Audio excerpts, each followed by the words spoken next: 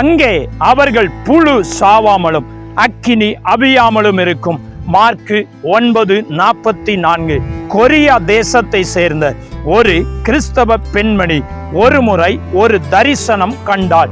அதில் அவள் நரகத்தை சுற்றி பார்க்கும்படி தான் அங்கு எடுத்து செல்லப்படுவதாக கண்டாள்.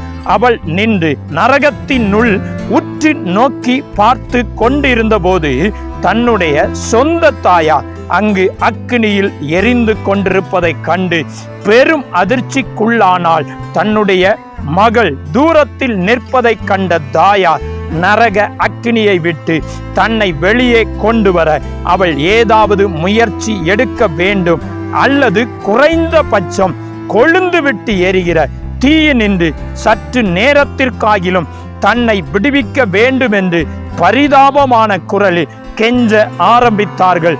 மகள் அழ ஆரம்பித்தாள். ஏனெனில் எந்த காலத்திலும் யாதொரு காரணத்தை முன்னிட்டும் நரகத்தில் உள்ள எந்த ஒரு நபரையும் வெளியே கொண்டு வர இயலாது என்பதை அவள் மிகவும் நன்றாக அறிந்திருந்தாள். அந்த கிறிஸ்தவ பெண்மணி கண்ட தரிசனம் மெய்யாகவே அவளை அசைத்து விட்டது.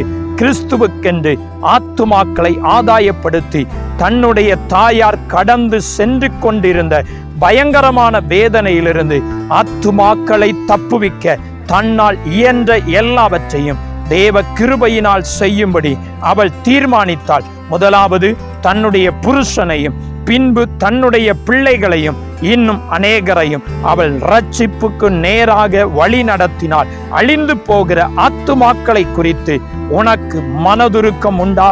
ஆக்கினைக்குள்ளாக தீர்க்கப்பட்ட ஆத்துமாக்கள் நித்தியம் முழுவதும் விவரிக்க இயலாத நரக அக்கினியில் பாடுபட போகிறார்கள் என்பதை நீ உணர்கிறாயா?